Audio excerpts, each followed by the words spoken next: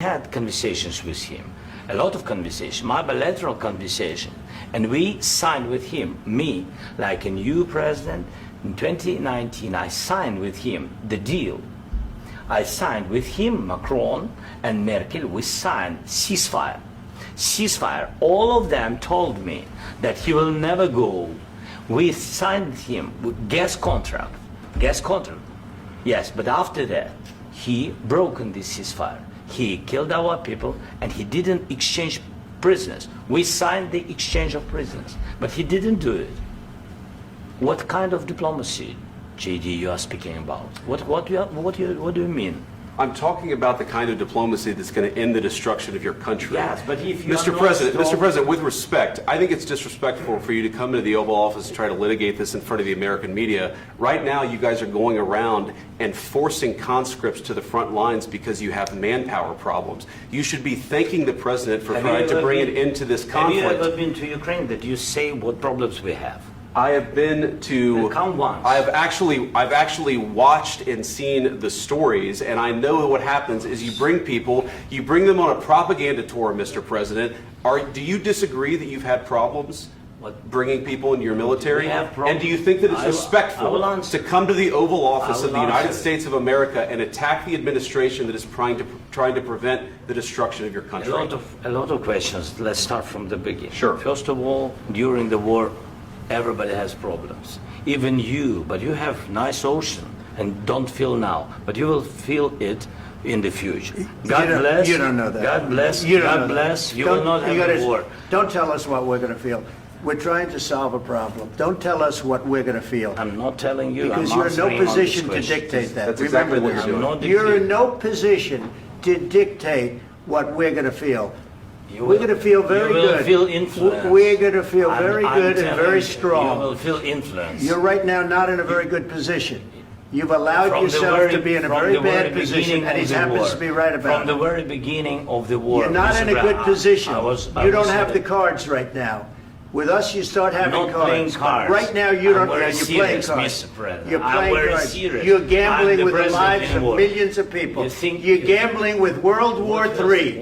You're gambling with World War III.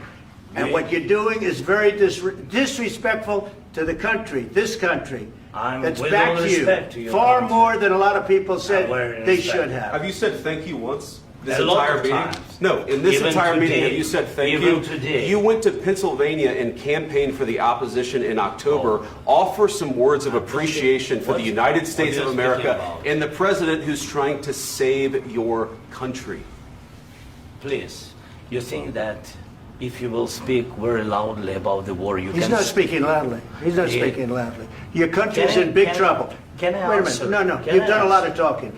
Your country is in big trouble. I know. You're not winning. You're not winning this.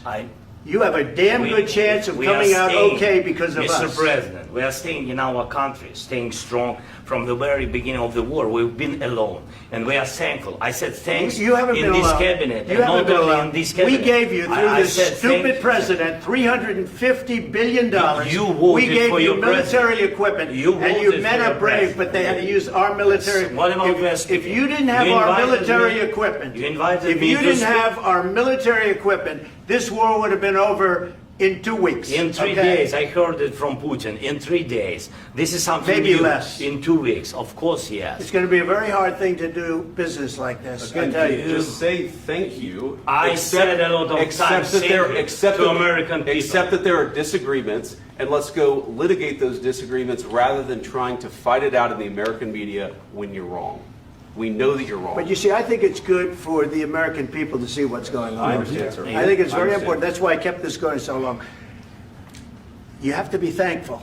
You don't have the cards. You're buried there. Your people are dying. You're running low on soldiers. Listen, you're running low on soldiers.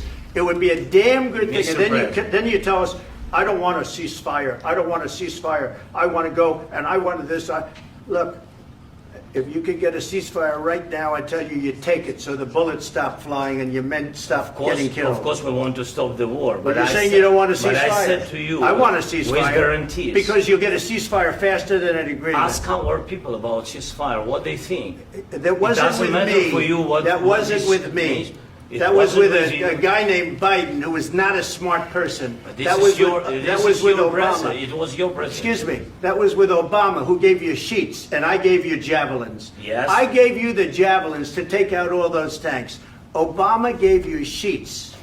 In fact, the statement is Obama gave sheets and Trump gave javelins.